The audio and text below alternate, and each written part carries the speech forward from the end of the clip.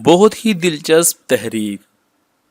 شیراز نے اپنی مرضی سے ہی سارا سے شادی کی تھی، مگر پھر بھی خوش نہیں تھا کیونکہ وہ اس کی آئے روز کی فرمائشیں پوری کرتے کرتے تھک گیا تھا۔ 1 سال ایسے ہی گزر گیا۔ شیراز کو وقت گزرنے کا احساس ہی نہ ہوا اور ایک پیارا سا بیٹا قدرت نے ان کی گود میں ڈال دیا۔ دونوں بہت خوش تھے۔ بچہ ہسپتال میں ہوا تھا اور بھی لوگوں کے بچے اسی روز پیدا ہوئے تھے۔ کسی کے ساتھ ان کی ماں تھی، کسی کے ساتھ بہن، لیکن شیراز اکیلا سارا کے لیے دوڑ دھوپ کرتا رہا۔ ساتھ والے بیڈ کی خاتون کے ہاں بھی بیٹا ہوا تھا۔ وہاں کہکہوں خوشیوں کی پھوہار بہتی نظر آتی تھی۔ اس کی ساس اور نند اس پر صدقے واری ہو رہی تھی۔ بچے کو پیار کیا جا رہا تھا جبکہ سارا کے پاس وہ اکیلا ہی کھڑا تھا۔ دونوں خاموش تھے تاہم خوشی ان کے چہروں پر عیاں تھی۔ قدرت نے انہیں پہلے سال ہی اولاد نورینہ سے نواز دیا تھا۔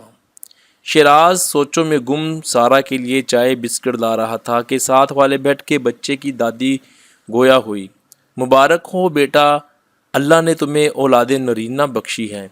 بچے کے دادا دادی کدھر ہیں، نظر نہیں آئے؟ جی وہ میرے والد صاحب تو عرصہ ہوا دنیا سے جا چکے ہیں۔ اور والدہ، کیا وہ بھی؟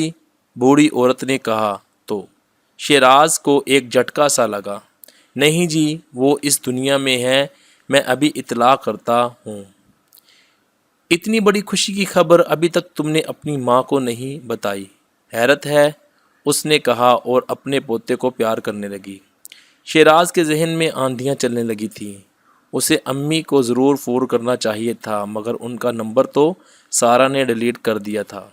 اب کیا کروں؟ اس نے کچھ دیر سوچا اور اپنی موٹر سائیکل نکالنے لگا۔ گھر کا دروازہ کھلا ہوا تھا اور امی ایک چارپائی پر لیٹی تسبیح پڑھ رہی تھی۔ ان کی آنکھیں بند تھی۔ شیراز کے آنے کی انہیں کوئی خبر نہیں ہوئی تھی۔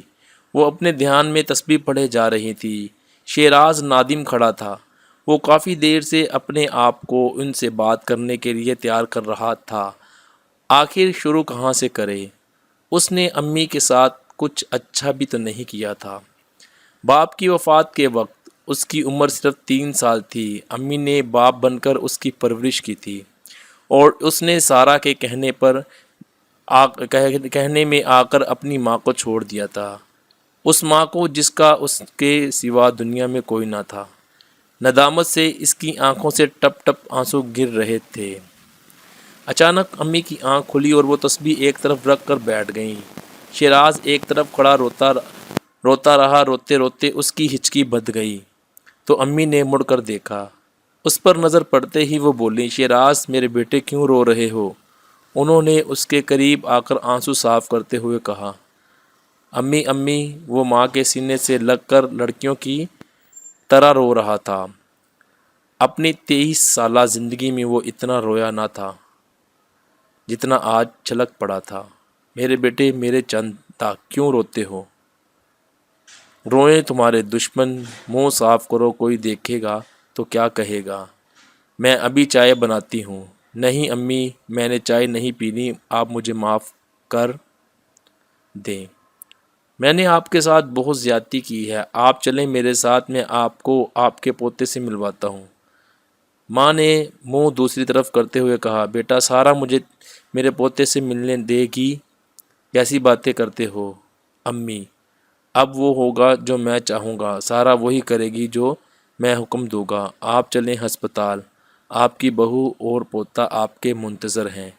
امی نے خوشی کے آنسوؤں کو دوپٹے سے صاف کیا اور شیراز کے ساتھ موٹر سائیکل پر بیٹھ گئیں جو خوبصورت خوشیوں بھرے سفر کو روانہ ہو گیا۔ تو دوستو، کتنی خوبصورت تحریر ہے۔ سبق یہی ملتا ہے کہ کیوں ہم ماں باپ کو بھول جاتے ہیں۔ دنیا میں بہت سے رشتے بنتے ہیں لیکن ہمیں ماں باپ کو نہیں بھولنا چاہیے۔ بیگم کو بھی آپ اہمیت دیں لیکن جو اس کے حقوق ہیں آپ اس کو اس حد تک اہمیت دیں، لیکن ماں باپ کے حقوق کا بھی خیال رکھیں کیونکہ انہوں نے آپ کو پیدا کیا اور ساتھ میں آپ کے سارے حقوق انہوں نے پورے کیے۔ اور والدین والدہ اور والد کبھی نہیں چاہتے کہ ان کے بچوں کو کوئی تکلیف آئے، لہٰذا اس تحریر کو پڑھیں، غور سے سمجھیں اور جہاں کہیں بھی ہو سکے تو اس پر عمل کریں۔